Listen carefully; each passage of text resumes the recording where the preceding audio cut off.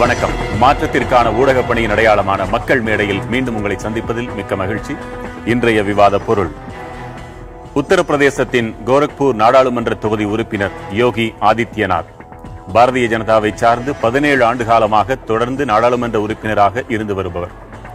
நேற்று முன்தினம் கர்நாடக மாநிலம் ஹூப்ளியில் நடைபெற்ற இந்துக்கள் சங்கமம் என்ற நிகழ்ச்சியில் பேசியிருக்கிறார், உலகிலேயே முஸ்லிம்கள் மிகவும் பாதுகாப்பாக வாழும் நாடு இந்தியாதான் என்று.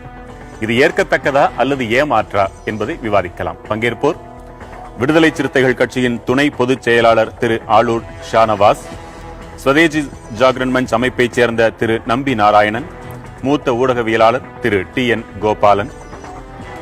ஷானவாஸ், இந்த யோகி ஆதித்யநாத்தின் கூற்றில் ஓரளவுக்கு உண்மை இருக்கிறத நம்புறேன்னு முதல்ல சொன்னாங்க. உங்க கருத்து என்ன? யோகி ஆதித்யநாத்தினுடைய கூற்று இந்தியாதான் முஸ்லிம்களுக்கு பாதுகாப்பாக இருக்கிறது என்று அவர் சொல்லி இருக்கிற கூற்றில் எந்த மாறுபாடும் இல்லை. இந்தியாதான் முஸ்லிம்களுக்கு பாதுகாப்பான நாடு, ஒப்புக்கொள்கிறோம்.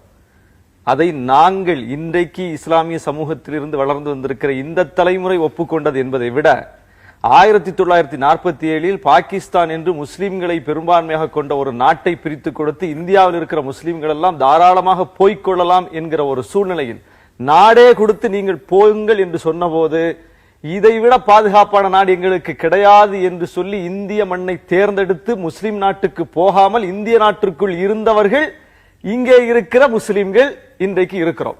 அப்போது அந்த மக்களுக்கு, முஸ்லிம் மக்களுக்கு தலைவராக இருந்தவர் காயிதே மில்லத். அவர் அந்த முஸ்லிம் லீக் கட்சி தொடர்பான நிர்வாக பிரிவினைக்காக பாகிஸ்தானுக்கு போகிறார். அங்கே பாகிஸ்தானின் தலைவராக இருக்கிற லியாக்கத் அலி கான் கூப்பிட்டு சொல்லுகிறார் காயிதே மில்லத்திடம், இப்போது பிரிந்து விட்டோம், நாட்டால் பிரிந்து விட்டோம், ஆனாலும் நாம் மதத்தால் ஒரே மார்க்கத்தை சார்ந்தவர்கள், இந்திய முஸ்லிம்களுக்கு உங்களுக்கு ஏதேனும் பாதிப்பு என்றால் உடனடியாக எங்களிடம் சொல்லுங்கள், நாங்கள் உங்களுக்காக வந்து பேசுவோம் என்று சொல்லுகிறார். உடனடியாக மறுக்கிறார் காயிதே மில்லத். நீங்கள் யார் எங்களுக்காக பேசுவதற்கு? நீங்கள் இப்போது வேறு நாடு, நாங்கள் வேறு நாடு. இந்திய முஸ்லிம்களுக்கு ஏதேனும் பிரச்சனை என்றால் இந்திய முஸ்லிம்கள் இந்திய அரசியல் சாசனம் சட்டம் வழங்கி இருக்கிற அந்த உரிமைகளை பயன்படுத்தி நாங்களே போராடி நாங்களே மீட்டுக் கொள்வோம், நீங்கள் பேச வேண்டிய அவசியம் இல்லை என்று சொல்லி உடனடியாக அங்கேயே மறுத்தார். அந்த நம்பிக்கை, அந்த தலைவர் ஊட்டிய நம்பிக்கையில் இன்றைக்கும் இந்திய முஸ்லிம்கள் இந்திய அரசியலமைப்பு சட்டம் நமக்கு அரணாக இருக்கிறது, பாதுகாப்பாக இருக்கிறது என்கிற நம்பிக்கையோடு வாழ்ந்து கொண்டிருக்கிறார்கள். ஆனால் அந்த நம்பிக்கை, ஐயா சொன்ன கருத்தில் 100 விழுக்காடு உடன்படுகிறேன். அந்த நம்பிக்கைக்கு வேட்டு வைத்தது யார்? அந்த நம்பிக்கையின்மை முஸ்லிம் இளைஞர்களிடம் வருவதற்கு காரணமானவர்கள் யார்? இன்றைக்கு எந்த MP இந்தியா பாதுகாப்பான நாடு என்று சொல்லி இருக்கிறார்களோ அவர்கள்தான் இந்த நம்பிக்கைக்கு வேட்டு வைத்தார்கள். இதை சொல்லி இருக்கிறார்கள் என்றால் அதை எப்படி பொருள் கொள்வது? அதுதான், அவர்கள் இந்தியா பாதுகாப்பான நாடு என்று சொல்லுவது உண்மைதான். அதைத்தான் நான் சொல்லிவிட்டேன். எங்கள் தலைவர்கள் அப்படித்தான் சொல்லியிருக்கிறார்கள். இன்றும் அப்படித்தான் இந்திய முஸ்லிம்கள் நம்புகிறார்கள். இந்துக்கள் பரந்த மனப்பான்மை கொண்டவர்கள், அதனால் இங்கே இஸ்லாமியர்களுக்கு பாதுகாப்பு இருக்கிறது என்ற பொருள் வருகிறதா? உண்மைதானே? இந்துக்கள் பரந்த மனப்பான்மை கொண்டவர்கள் தான். நீங்கள் தமிழ்நாட்டை எடுத்துக்கொள்வோம். தமிழ்நாட்டில் இந்து கடவுள்களுக்கான யாத்திரைகள் என்று சொல்லி பழனி முருகனுக்கு பாத யாத்திரை காலங்காலமாக நடைபெற்றுக் கொண்டிருக்கிறது. சபரிமலை ஐயப்பனுக்கு தமிழ்நாட்டினுடைய எல்லையை தாண்டி கேரளாவுக்கு போய் தமிழ்நாட்டு பக்தர்கள், இந்து பக்தர்கள், சகோதரர்கள் போய்கொண்டிருக்கிறார்கள். எங்கேயாவது பழனி முருகனுக்கு பாத யாத்திரை செல்லுகிற இந்து சகோதரன் போகிற வழியில் பள்ளிவாசலை பார்த்து கல்லடித்து எரிந்திருக்கிறானா? போகிற வழியில் பாங்கு சொல்வதற்கு இடையூறாக கூச்சல் எழுப்பியிருக்கிறானா? முஸ்லிம் பகுதிகளை கடந்து போகும்போது எங்கேயாவது முஸ்லிம்களுக்கு எதிரான முழக்கத்தை செய்திருக்கிறானா? இதுவரை செய்ததில்லை. அங்கே அப்படி பழனி முருகனுக்கு பாத யாத்திரை போகிற பக்தர்களுக்கும் போகிற வழியில் முஸ்லிம்களுக்கும் சண்டை வந்தது, போலீஸ் வந்தது என்று இத்தனை காலத்தில் எங்கேயாவது ஒரு செய்தி படித்திருக்கிறோமா? சபரிமலை ஐயப்பனுக்கு அப்படி யாத்திரை போகிறவர்கள் வண்டியை நிறுத்தி பள்ளிவாசல் பக்கத்தில் கலவரம் செய்தார்கள் என்று படித்திருக்கிறோமா? இல்லை. போகிறவன், பக்தனாக போகிறவன், இந்து சகோதரன், அவன் பாட்டுக்கு அவன் கடவுளை நோக்கி போகிறான், கடவுளை கும்பிடுகிறான், திரும்பி வந்து விடுகிறான். ஆனால் பிள்ளையார் ஊர்வலத்தை தூக்கி கொண்டு போகிற போது மட்டும் ஏன் பிரச்சனை வருகிறது? அப்படி என்றால் அதை தூக்கி கொண்டு போகிறவர்கள் இந்து பக்தர்கள் அல்ல, அரசியல் சக்திகள். இப்போது இந்த MP பேசியிருக்கிறாரே, இந்த பாரதிய ஜனதா கட்சியை சார்ந்தவர், இவருடைய வகையறாக்கள். அப்போ பக்தர்களாக போகும்போது பிரச்சனை இல்லை, இந்துக்கள் முஸ்லிம்கள் இங்கு பிரச்சனை இல்லை. இந்துக்களின் பெயரால் நாங்கள் ஆட்சி செய்ய போகிறோம், ராமராஜ்யத்தை அமைக்க போகிறோம், இதற்கு எதிரிகள் முஸ்லிம்கள் தான் என்று சொல்லி முஸ்லிம்களை எதிரியாக நிறுத்தும் இவர்கள்தான் பிரச்சனை. இதற்கு எதிராக முஸ்லிம்களில் இருந்து வன்முறை சக்திகள் பெருகுகிறதே, அவர்கள் தான் பிரச்சனை. ஆக ஒட்டுமொத்த முஸ்லிம்களும் பிரச்சனை இல்லை, ஒட்டுமொத்த இந்துக்களும் பிரச்சனை இல்லை, இந்திய நாட்டிலும் பிரச்சனை இல்லை. இந்திய மக்கள் ஒருவர் விட்டு கொடுத்து வாழ்ந்து அதுவெல்லாம் கூட ஆபத்து இல்லை. ஆனால் நீங்கள் இவர்களை போன்ற என்று சொல்லக்கூடியவர்கள் நாடாளுமன்ற உறுப்பினர்களாக இருக்கிறார்கள். அங்கேதான் சிக்கல் வருது. திரு நம்பி நாராயணன், உங்க கருத்து? உலக நாடுகள்ல இஸ்லாத்தை அழித்துக் கொண்டிருக்கிறது இங்க இல்லைன்னு நம்ம சொல்றோம். ஒண்ணு, ஏன்னா இஸ்லாத்தினுடைய ஒரே ஒரு இந்த கோட்பாடு பிரச்சனை இருக்கிறது. அதுல நான் அதுக்குள்ள போகல. டாக்டரின் ஆஃப் இஸ்லாம்ல ஒரு ப்ராப்ளம் இருக்கு, அதுக்குள்ள நான் போகல. அதனாலதான் இத்தனை பிரச்சனை வருகிறது. இந்த மதம் இது மட்டுமே சரி, இந்த ஒர்ஷிப் மட்டுமே சரி, இந்த நடைமுறை மட்டுமே சரி, இந்த வழிபாட்டு முறை மட்டுமே சரிங்கிறதுனாலதான் இவ்வளவு பிரச்சனை இருக்கு. நான் டாக்டரினுக்குள்ள போகல.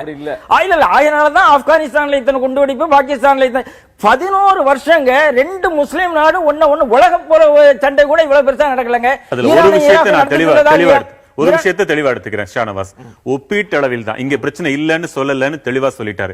மற்ற நாடுகளை ஒப்பிடுங்கள், கம்பேரிட்டிவா நல்லா இருந்ததுன்னு சொல்லுங்கன்னு சொல்றாரு. அதாவது அடிப்படையில நிறைய முரண்படுறாங்க. இங்கே நிறைய குண்டுவெடிப்பா நான் அந்த நான் ஏன் போகலைன்னா எத்தனை குண்டுவெடிப்பு மும்பையில, குஜராத்ல, டெல்லியில, சென்னையில, கோயம்புத்தூர்ல, நான் அதுக்குள்ள அந்த டிபேட்டுக்குள்ள போகல. ஏன்னா இந்த ஸ்டேட்மெண்ட் என்னவோ அதைத்தான் நான் டிபேட் பண்ணிட்டு இருக்கேன். அதாவது இஸ்லாம் சகிப்புத்தன்மையற்ற மதம், தன் கருத்து தான் நிலையான கருத்து, அதை எல்லோரும் ஏற்க வேண்டும் என்று திணிப்பது போல ஒரு கருத்தை சொன்னார். அப்படி அல்ல, லக்கும் தீனுக்கும் வலிய தீன் என்பது திருமறையினுடைய கோட்பாடு. உன் மார்க்கம் உனக்கு, என் மார்க்கம் எனக்கு.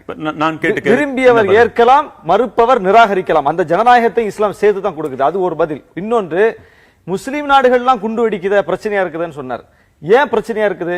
மலேசியா முஸ்லீம் நாடு தானே, புரூனை முஸ்லிம் நாடு தானே, மாலத்தீவு முஸ்லிம் நாடு தானே. உலகத்தில் 50க்கும் மேற்பட்ட முஸ்லிம் ஸ்டேட்ஸ் இருக்குது. அதில் எந்த ஸ்டேட்ஸில், எந்த நாட்டில் குண்டு வெடிக்கிறதுன்னு பாருங்க.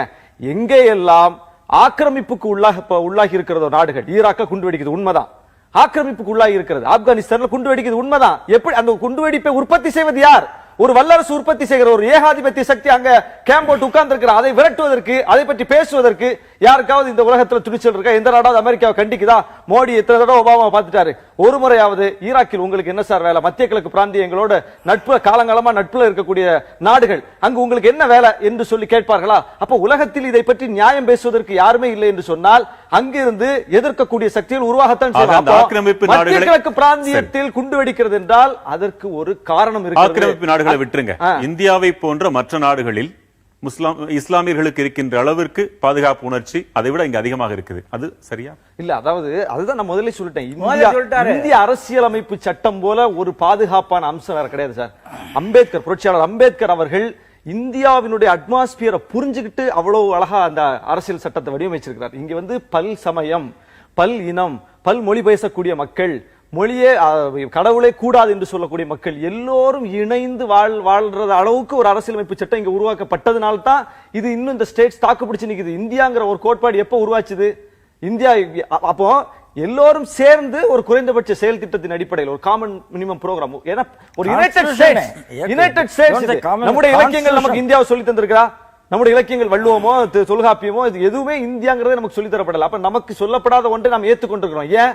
இந்த அரசியல் சாசன சட்டம் நம்மை அங்கே இருக்க வைத்திருக்கிறது. ஏன்னா அதுல அது உறுதி செய்யப்பட்டிருக்கிறது. எந்த மொழியும் உங்கள் மீது திணிக்கப்படாது, எந்த மதமும் உங்கள் மீது திணிக்கப்படாது, நீங்கள் விரும்பியதை ஏற்கலாம், நிராகரிக்கலாம், அதற்கு இந்த அரசியல் சாசன சட்டம் பாதுகாப்பு வழங்குகிறது என்று அந்த சட்டம் தான் நம்மளை பாதுகாக்கிறது. இன்னைக்கு இவர் என்ன சொல்றது? இந்த எம்பி என்ன சொல்றது? அம்பேத்கர் எழுதிய அரசியலமைப்பு சட்டம் நடைமுறையில் இருக்கிற வரை இந்தியா தான் பாதுகாப்பான நாடு. அதாவது இந்த ஊர்ல இந்த நேரத்தில் ஒரு கொலை விழலாம், ஒரு முஸ்லீம் அடிக்கப்படலாம், ஒரு நிகழ்வு இப்ப நம்ம பேசிட்டு போறோம், போற நேரத்துல வேற யாராவது கத்தி எடுத்து குத்தலாம். It's quite possible. சொல்லி முடிச்சேன். என்னுடைய பாயிண்ட் நீங்க புரிஞ்சுக்கல. இதை வைத்துக் கொண்டு இப்ப வெளியில போறோம், இவர் மேல கோபம் கொண்ட யாரோ ஒருத்தர் குத்துறான். அப்போ இதையே இவர் என்ன பேசுவார்னு சொன்னா, ஆளூர் ஷானவாஸ் பேசினா இந்த நாட்டுல முஸ்லிமுக்கு அமைதியே இல்ல, அனுமதி இல்ல, நிம்மதி இல்லைன்னு பேசுவாங்க. இவர் மாதிரி ஊருக்கு ஊரு பேச, உணர்ச்சிகளை தூண்டி விட்டு இவர்கள் ஒரு பக்கம் கத்தி எடுக்க, இன்னொரு பக்கம் விஹெச்பி கத்தி எடுக்க அமைதி கெடுகிறது என்று நான் சொல்லுகிறேன். அதாவது இந்தியாவில் முஸ்லீம்களிடமிருந்து எதிர் விளைவுகள் வந்திருக்கிறது என்றால் உண்மைதான், வந்திருக்கிறது. கடந்த 20 ஆண்டுகளில் அதிகமான எதிர்வினைகள் வந்திருக்கிறது. அதற்கு என்ன காரணம் என்றால், பாதிக்கப்பட்டவர்களுக்கு நீதி வழங்கப்படவில்லைங்கிற மிக முக்கியமான ஒரு விஷயத்தை நம்ம பார்க்கணும். இதற்கு இங்கே இருக்கக்கூடிய தலைவர்கள், ஐயாவை போன்ற ஜனநாயக சக்திகள் இதற்கு குரல் கொடுக்க இன்னும் அழுத்தமாக பேச வேண்டும். என்னன்னா, பாபர் மசூதி இடிப்பு இதே எதிர்வினைங்கிறத அவங்களும் சொல்றாங்க. பாபர் மசூதிக்கே கூட எதிர்வினை என்ற வார்த்தை பயன்படுது. வராமல் தடுக்கிறதுக்கு நமக்கு பொறுப்பு இருக்குல்ல. வராமல் அது எதிர்வினையை அவர் இன்னைக்கு பேசுறாரு அப்படின்னா, நீங்க எந்த கலவரத்திற்கு இதுவரைக்கும் நீதி வழங்கப்படல. மும்பை கலவரத்தை ஆய்வு செய்து ஸ்ரீகிருஷ்ணா கமிஷன், அரசாங்கம் அமைத்த கமிஷன், முஸ்லிம் அமைப்புகள் அமைத்த கமிஷன் அல்லது, அரசு அமைத்த கமிஷன் ஒரு அறிக்கை கொடுக்கிறார்கள். பால் தாக்கரே மிக முக்கியமான பங்கு என்று சொல்லி ஒரு அறிக்கை கொடுக்கிறார்கள். ஆனால் பால் தாக்கரே மீது நடவடிக்கை என்ன? கடைசி வரை தேசிய கொடியை போர்த்தி அவரை அடக்கம் செய்த காட்சியை இதே நாட்டில் நாம் பார்த்தோம். இன்னைக்கு பாபர் மசூதி இடிப்பு இன்னைக்கு வரைக்கும் குற்றவாளிகள் என்று லிபர்ஹான் கமிஷன் அடையாளப்படுத்தி இருக்கிறது 60க்கும் மேற்பட்டவர்களை. எல்லோரும் நாடாளுமன்றத்தில் அமர்ந்திருக்கிறார்களே, யார் மீது என்ன நடவடிக்கை? மும்பை கலவரத்தில் பால் தாக்கரே மீது நடவடிக்கை இல்லை, பாபர் மசூதி இடிப்புக்கு யார் மீது நடவடிக்கை இல்லை.